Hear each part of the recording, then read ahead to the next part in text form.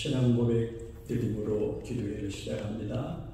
전능하사 천지를 만드신 하나님 아버지를 내가 믿사오며 그 예와 아들 우리 주 예수 그리스도를 믿사오니 이는 성령으로 잉태하사 동정녀 마리아에게 나시고 본디오 빌라도에게 고난을 받으사 십자가에 못 박혀 죽으시고 장사한 일이 사흘 만에 죽은 자 가운데서 다시 살아나시며 하늘에 오르사 전능하신 하나님 우편에 앉아 계시다가 저리로서 산자와 죽은 자를 심판하러 오시리라.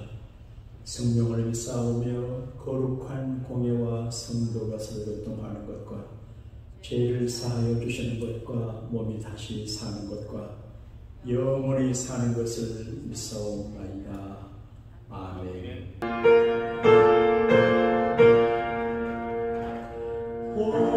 허락하신 새 땅에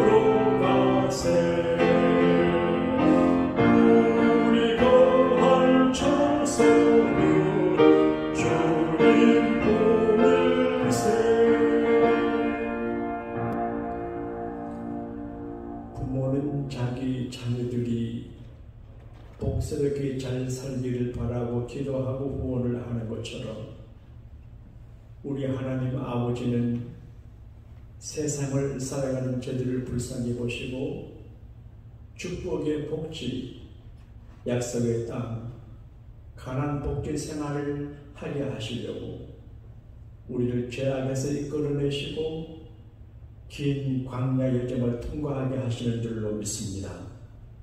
우리 개인 가정교회가 어디까지 왔는지 말하기 어렵지만 이미 가난 복지에 들어와 있을지라도 가난 복지 생활을 더 누리게 도와주시고 가난 복지에 들어가지 못했으면 준비를 마치고 그릇이 준비되고 가난 복지 합격자 여호수아와 같은 우리가 될 수 있도록 은혜 주시기를 원합니다. 하나님, 우리가 사는 세상은 여러 가지 어려움들이 많이 있지만 그러나 하나님께서 함께 하시고 지켜주시고 불리셔가시는 거기가 바로 가난 복지가 될 줄로 믿습니다. 우리 교회가 가난 복지 같은 교회가 되기를 원합니다. 교우들의 가정과 직장과 비즈니스가 가난 복지 같은 곳이 되기를 바랍니다. 오늘 신명기서를 통해서 하시는 말씀을 통하여 축복의 큰 그릇 준비되고 만들어져 축복의 큰 내용물을 담을 수 있는 축복의 큰 그릇 우리 모두 되게 도와주옵소서. 구주 예수님 이름으로 감사 기도하옵나이다. 아멘. 오늘 주시는 하나님의 말씀은 다시 한 번 더 신명기 8장에 있는 말씀을 보시겠습니다. 신명기 8장 16절 한 절 말씀을 우리 같이 봉독하겠습니다.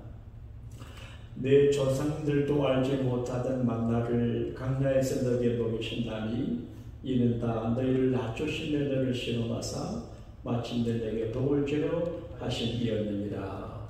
아멘. 오늘 말씀의 제목을 한번 따라합시다. 축복의 큰 그릇을 만들어 주시는 하나님. 축복의 큰 그릇을 만들어 주시는 하나님. 모든 귀한 것들은 그릇에 담겨집니다. 그릇이 준비가 되지 못하면 담을 수가 없습니다. 하나님은 축복의 하나님이시고 은과 금을 갖고 계시고 우리가 큰 복을 받기를 바라시는데 복을 주시기 전에 가나안 복지에 들어가시기 전에 가나안 복지에 들어갈 그릇을 만들어 주시고 큰 축복을 주시기 전에 축복의 큰 그릇을 만들어 주시는 것을 알 수가 있습니다. 오늘 말씀도 너희를 시험하사 낮추시고 마침내 복을 받게 하려 하십니다. 하나님의 사역의 결론은 기결점은 축복이거든요. 이 축복이라고 하는 물질만의 문제가 아니고 종합적인 새로운 완벽한 하나님의 행복의 축복입니다. 그런데 우리는 그 완벽한 행복의 축복을 누리지 못할 때가 많습니다. 목회하면서 교회를 봉사하면서 가정생활하면서 하나님께서 허락하신 분복을 다 누리지 못하며 살아갈 이유가 뭐냐? 부모 탓도 아니고 내 탓도 아니고 사람 탓이 아니고 우리가 그릇을 준비하지 못해서 그랬거든요. 여러분 교회에 오셔서 은혜를 받으시는데 은혜 받을 그릇이 준비되어 있지 않으면 은혜가 여러분에게 가지를 않습니다. 은혜 받지 못하는 건 100% 자기 책임입니다. 목사가 설교를 잘하고 못하고 그런 것 아닙니다. 설교를 잘 못해도 자기가 은혜 받을 준비가 되어 있으면 누가 서툰 말로 설교해 은혜가 내게 내 책임. 그러니까 내가 내 축복의 그릇을 준비하는 게 중요한 거거든요. 제가 열흘 전에 창원에 가서 어느 이제 사업하는 분 집에 초대를 받았는데 깜짝 놀랐어요. 그분이 오래전에는 아무리 화장품 매입하는 것도 하고 그리고 학교 앞에서 문방구점을 했어요. 근데 그때 가보니까 큰 빌딩을 갖고 계시고 경상남도에서 공급하는 문방구를 다 공급하는 공급처가 되어 있어요. 근데 그 권사님 하시는 말씀이 목사님 하나님은 시시한 하나님이 아니십니다. 좀 부담스러우신 이야기를 들으십시오. 그분의 강 권사님이신 자기는 언제나 목표식을 절대했대요. 한 달에 500만 원을 벌었으면 다음에 600만 원 주세요. 그래서 600불 그렇게 했대요. 그래서 인감이 그렇게 되지 않는데 더 주시기를 바라고 했는데 하나님이 축복했다고 간증을 하시더라고요. 나는 그분이 하시는 말씀 가운데 하나님은 시시한 하나님이 아니십니다. 시시한 하나님이 아니시기 때문에 시시한 것 주지 아니하시고 큰 것 줍니다. 그렇게 말씀해요. 여러분 우리가 시시하지 않는 귀한 믿음의 그릇을 가지는 하나님께서 큰 축복의 은혜를 주세요. 그런데 축복의 그릇을 만드는 거 쉽지 않아요. 제가 전라북도 고수라고 하는 곳에서 나시성을 가진 장로님이 자기를 만드는 것을 봤는데 자기 만드는 거 어려워요.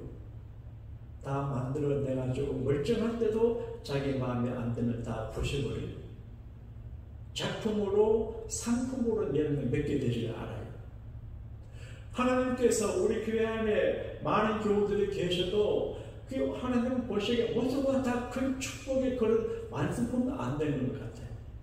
그래서 장인이 도자기를 만들 때 흙을 가지고 준비하듯이 하나님 우리에게 축복의 큰 그릇을 담아주기 위해서 우리를 훈련하셨는데 이걸 하나님의 커리큘럼, 강야학교의 커리큘럼이라고 할 수 있는데 오늘 무엇은 이렇게 말합니다.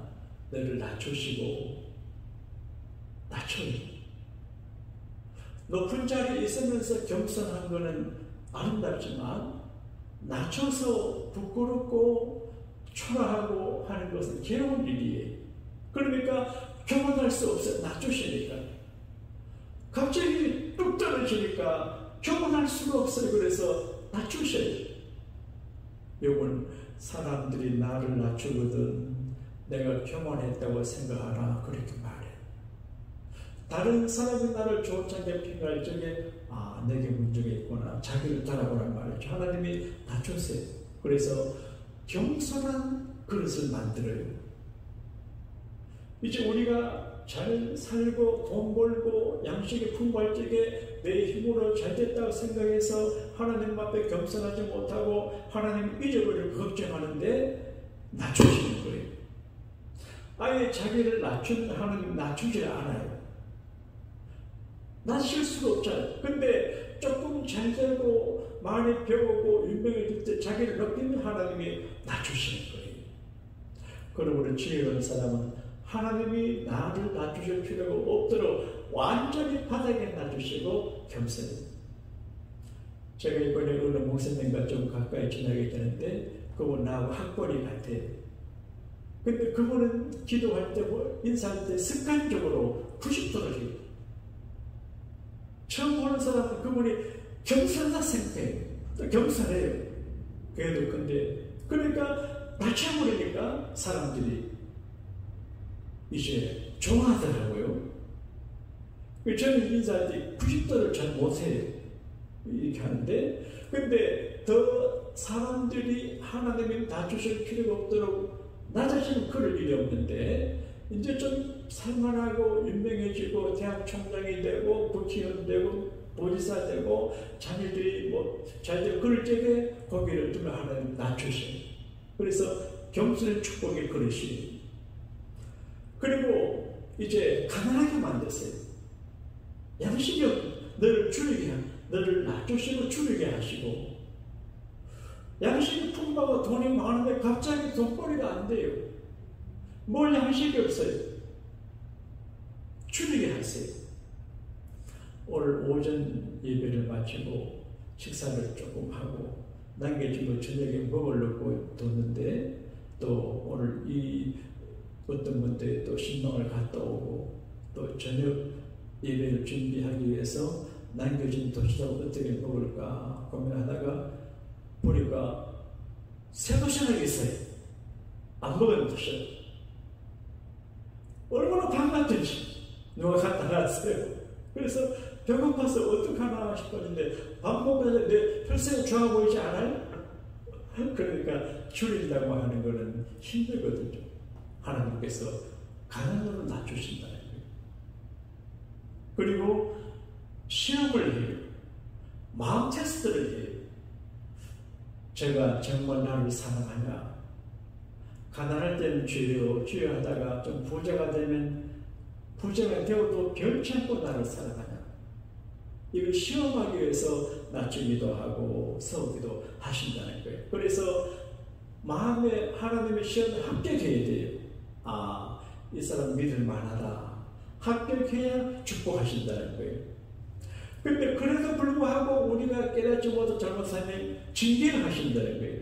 징계를 가지고 우리를 이제 깨우치게 하고 깨어지게 만들어가지고 하나님 앞에 절대 의존적인 사람이 되게 하신다는 것입니다. 하나님 절대 의존적인 사람이 되게 하실 때 하나님께서 그때 큰 축복을 허락하시는 것 같아요. 우리 교회도 이제 하나님께서 여러분과 제가 절대 하나님 의지하고 겸손하면 큰 부흥을 주실 것 같습니다. 할렐루야. 그리고 하나님을 절대 의존하는 그 믿음은 어떤 것인가? 간단해요. 절대 순종하는 믿음이에요. 내가 오늘 너에게 말하는 이 모든 명령을 지켜 행하면 그 말이니까 순종이에요. 인격의 축복의 그릇은 겸손이에요. 그리고 이제 행위의 축복의 그릇은 순종이에요. 하나님의 말씀에 50% 순종하면 축복이 50%예요. 100% 순종하면 축복이 100%예요. 그러니까 순종하는 분량을 넓게 돼요. 두 번째는 시험에 합격해야 돼요. 건강으로 시험하고 이생으로 시험하고 돈으로 시험하고 여러 가지 시험을 해요. 그때 이겨야 돼요. 그리고 이제 하나님께서 결국은 나를 잘되게 하신다는 종목적인 밝은 긍정의 믿음을 가져야 돼요. 오늘 말씀 그렇게 하잖아요. 너 조상들도 알지 못하던 만나를 강야에서 너에게 먹이신 나는 이는 다 너를 낮추시며 너를 시험하사 마침내 너에게 도울 줄을 하심이었느니라. 히브리서에 오래 참고 오래 참아 아브라함 복 받았다 그랬어요. 마침내. 그러니까 여러분 오늘 힘들고 어렵고 여러 가지 좀 아쉬운 일이 많이 있어도 하나님의 커리큘럼을 잘 이수하면 마침내 큰 복을 받으시게 될 줄로 믿습니다. 이 희망으로 승리하게 되기를 축원합니다. 주기도문 드리겠습니다. 하늘에 계신 우리 아버지여, 이름이 거룩히 여김을 받으시오며 나라의 임하옵시며 뜻이 하늘에서 이루어진 같이 땅에서 이루어지이다. 오늘날 우리에게 일용할 양식을 주옵시고 우리가 우리에게 죄진 자를 사하여 준 것 같이 우리 죄를 사하여 주옵시고 우리를 시험에 들게 하지 마옵시고 다만 악에서 구하옵소서. 대개 나라와 권세와 영광이 아버지께 영원히 있사옵나이다. 아멘.